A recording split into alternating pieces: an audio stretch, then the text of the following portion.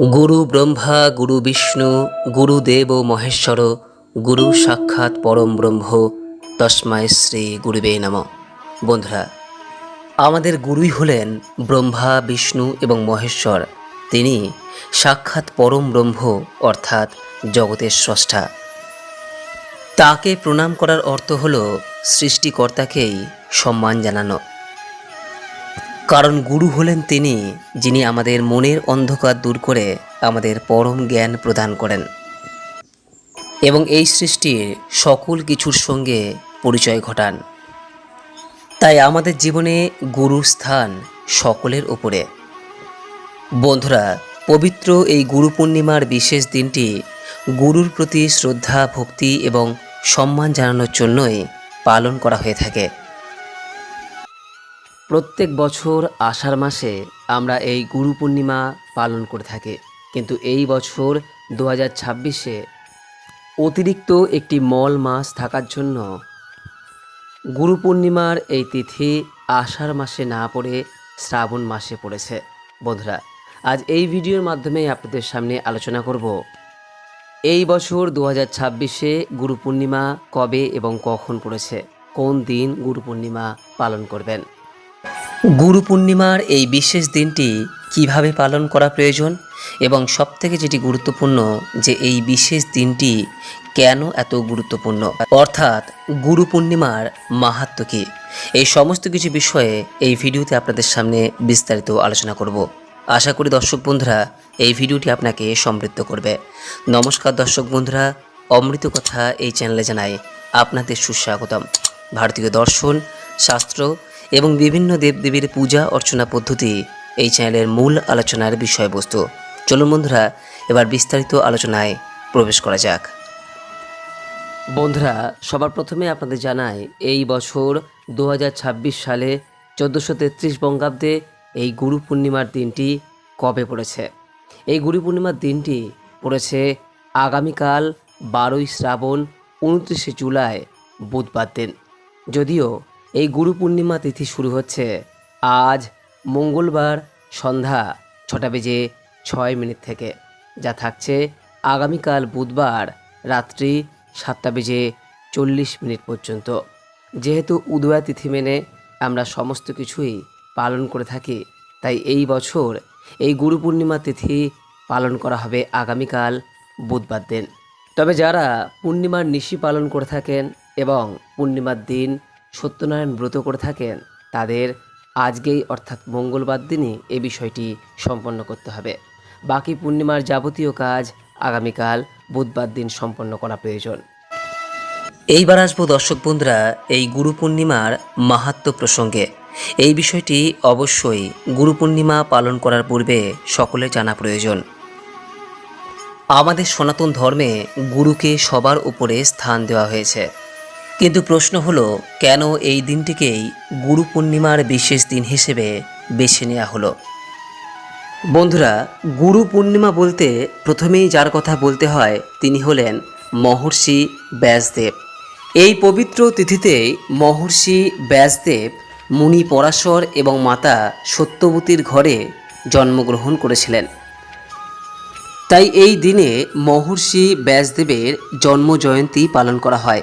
সেই কারণে এই পূর্ণিমাকে ব্যাস পূর্ণিমাও বলা হয়ে থাকে। আর ব্যাসদেবের পরিচয় সম্পর্কে নিশ্চয়ই আপনাকে বলবার প্রয়োজন নেই। তিনি 18টি পুরাণ রচয়িতা, বেদের ব্যাখ্যাকর্তা এবং মহাভারত রচয়িতা হিসেবে আজও পরিচিত হয়ে রয়েছেন।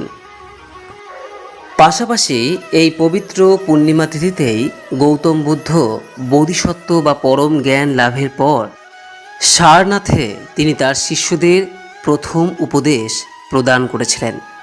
অন্যদিকে হিন্দু পুরাণ অনুসারে ভগবান শিব, যিনি দেবাদিদেব হিসেবে পরিচিত, তিনি আদি যোগী থেকে আদি গুরুতে পরিণত হয়েছিলেন এই পবিত্র পূর্ণিমা তিথিতে।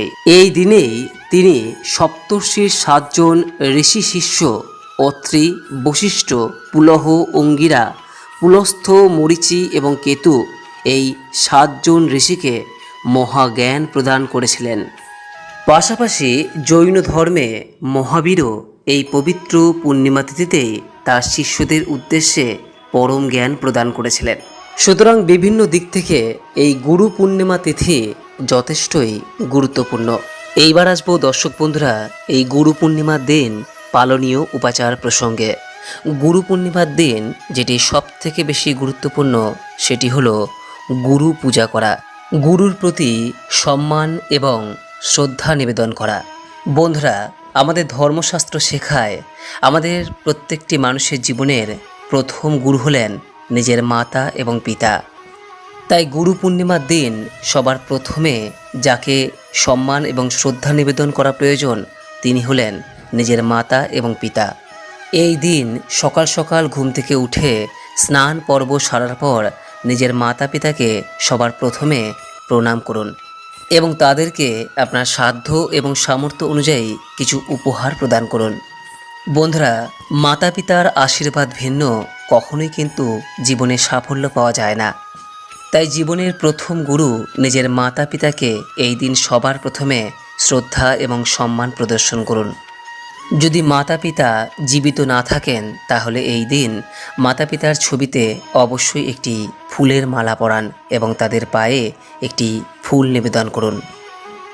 দ্বিতীয়ত যে বিষয়ের কথা বলবো তা হলো বন্ধুরা, যার কাছ থেকে আপনি দীক্ষা নিয়েছেন বা যার কাছ থেকে আপনি জীবনে চলার পথে প্রতিনিয়ত বিভিন্ন শিক্ষা পেয়ে থাকেন, সেই গুরুর উদ্দেশ্যে এই দিন কিছু শ্রদ্ধার্ঘ্য বা উপহার অবশ্যই নিবেদন করুন এবং তার কাছে আশীর্বাদ প্রার্থনা করুন। বন্ধুরা, যদি আপনার কোনো গুরু নাও থাকে তাহলে যাকে আপনি নিজের ইষ্টদেব বা ইষ্টদেবী মনে করেন, অর্থাৎ যাকে আপনি মনে প্রাণে বিশ্বাস করেন, তার পূজা এই দিন অবশ্যই করবেন।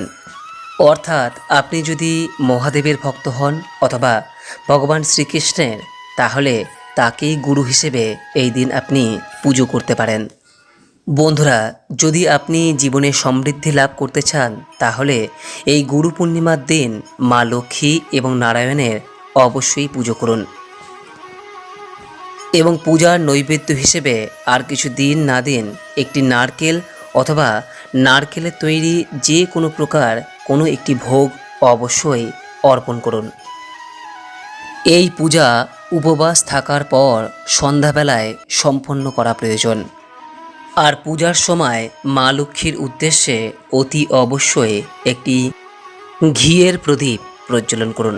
আর প্রদীপটি ততক্ষণ পর্যন্ত জ্বলতে দিন যতক্ষণ পর্যন্ত সেটি নিজে থেকে না নিভে যায়। বন্ধুরা, এই গুরু পূর্ণিমার বিশেষ দিনে বাড়িতে গীতা পাঠ করা অত্যন্ত শুভ বলে গণ্য করা হয়। বাড়িতে পারলে অবশ্যই গীতা পাঠ করুন অথবা গীতা পাঠ শ্রবণ করুন।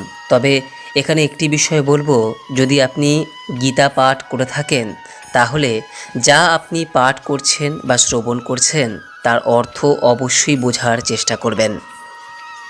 বন্ধুরা, এই গুরু পূর্ণিমার বিশেষ দিনটি গঙ্গা স্নান, দীক্ষা বা যে কোনো প্রকার শুভ কাজের জন্য অত্যন্ত একটি গুরুত্বপূর্ণ দিন।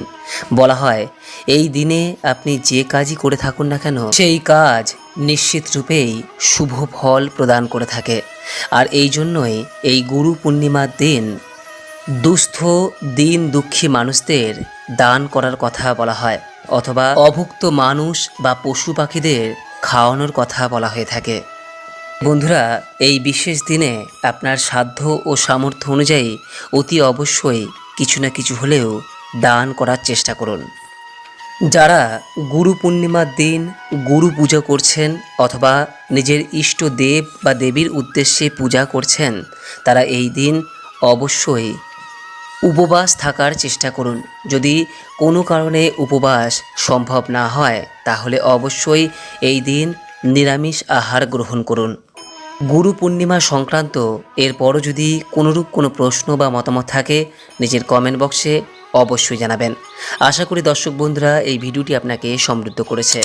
গুরু পূর্ণিমার এই বিশেষ দিনটি নিষ্ঠা ও ভক্তি সহকারে পালন করুন এই আশা রেখে আজকের মতো ভিডিওটি এখানেই শেষ করলাম।